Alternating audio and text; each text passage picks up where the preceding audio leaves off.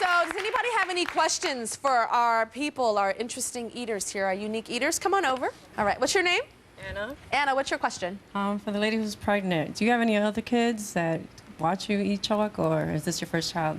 I have, this is going to be my third son, and no one has ever seen me do anything. Are you worried that they might pick up on that same bad habit? I made sure that when I was eating the baby powder out, the door would be locked. I made sure that no one, not even my husband, has ever seen me. He just found out a few days ago that I have this problem. And your husband is here today, right? Yes, he is. I'm going to come on over to him. Thank you.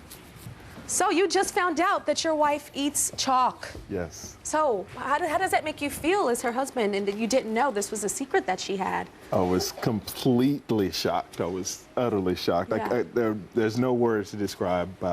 I first felt shock, and then I felt fear for her health and for the child. Mm-hmm. I immediately wanted to let her know that I was there for support. I wanted to help in any way I could. Mm-hmm. I felt kind of helpless at a point because I've never heard that before. Mm-hmm. Now, that's why we're going to get her help.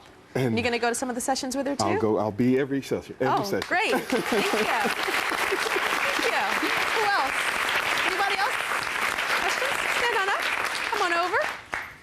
Hello. Hi. What's your name? Callie. Callie, what's your question? It's for Lanika. You say you feel like a drug addict when you crave the toilet paper.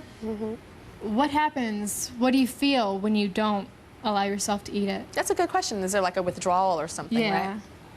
Well, I kind of put myself in a place outside the world, like what's going on, and when I'm eating it, I feel as it's comfort, and when I don't have that comfort, like I kind of lose it. I tend to lose it. What's the longest you've gone without having the toilet paper? Well, after I had found out that it was stopping up my intestines, I had stopped for a minute, like let's say a couple of months or so. Yeah. Then I began eating it again. Do you eat it every single day now? Every single day. Every single day. Wow. Okay, this is John. Hi, John. So you have an interesting issue. You're not sure if you have a disorder or not, right? Yeah, I'm not. But after hearing the doctor speak, I may have, I guess, a little bit of something. What do you think? I eat very healthy. I eat 6 to 8 meals a day, every 2 to 3 hours. But I don't consider it a diet anymore. I consider it more like a lifestyle. But there are days where if it's coming on 2 to 3 hours and I haven't gotten anything to eat, or I can't get something to eat, I do get very moody or anxious. But she also talked about body image. And for me, that's the biggest problem because I hear that you're like going to extremes. You're like measuring your food. Yeah, like... I weigh everything I eat. I actually order my egg whites offline. I take a protein supplement, things like that. I measure everything out. For salad dressing, for instance, I'll use like flaxseed oil. I don't use dressings. But you sound just healthy to me. You don't sound like you have an issue. Where do you think the issue is coming? I think it's like when I look in, maybe? Yeah, I think because I am very healthy, but when I look in the mirror, I don't see what other people see. Like I go to the gym and people will be like, "Man, you look great," or "Oh, well, you trained me," and I go home and I'm like, I don't look that good. You used to. You don't think that looks good. But tell everybody how much you used to weigh. I used to weigh 230 pounds. I was a big dude.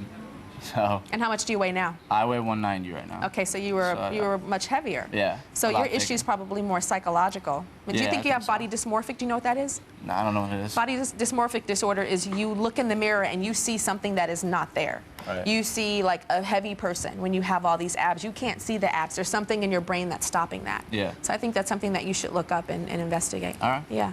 All right. But you're also healthy at the same time. Okay, we'll be right back. I've heard about some pretty intense eating disorders today, and I'm not sure I'm going to be looking at a roll of toilet paper the same ever again, or a dumpster, right? But joining us is a woman who says that we have not covered the most bizarre eating disorder of all. This is Valerie Frankel. She's the author of Thin is the New Happy. Stand on up, Valerie. So the most bizarre eating disorder of all is what? It's dieting, Tyra. Dieting. It's something that we all do and we can't get away from, and I think it's the most emotionally and physically damaging eating disorder that we all have. So you think it's more than the I wouldn't say dumpster diving is an eating disorder, but you say it's worse than the chalk? I think that it's something that is emotionally devastating. If you're a chronic dieter your whole life and you ride those highs and lows of dieting, it has a cumulative effect and it makes you feel terrible about yourself. You saw some really interesting dieting when you were at different magazines, at Mademoiselle magazine, which was a really important fashion magazine that no longer exists. I used to actually model for them. Right, I remember when you were on the cover. Oh, cool. So tell me about the things in the offices there that you would see of the different editors. Well, a lot of the people on a fashion magazine want to be slim for their job security. And so you had a staff of people who would eat, say, only grapes or jelly beans. There was one woman who had this ritual about drinking a laxative tea twice a day, and she would drink her tea, and then she would have to excuse herself to go to the bathroom. And the crazy thing about it was that we all admired her so much because she was so active and she was so the discipline you guys admired. Discipline. Wow.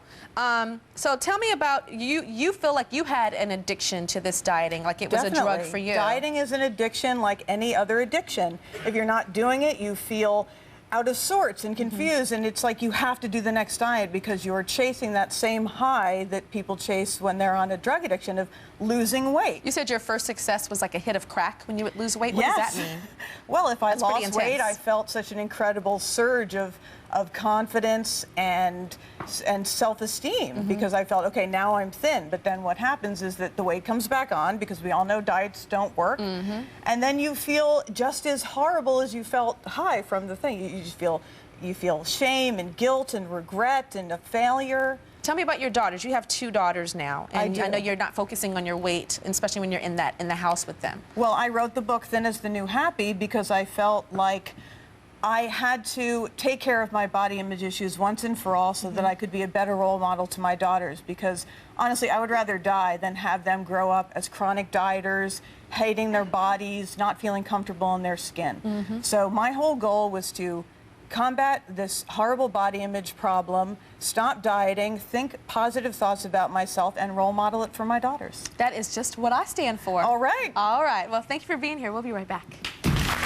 Some of you have been really shocked or maybe even disgusted by what today's guests were eating. And I know that there are a lot of you guys out there who are dealing with eating issues of your own. So if you want to help or if you want more information about your not so normal eating habit, go to tyrashow.com and I'll see you later. And now Fergie is going to sing for me. Tyra. Yeah.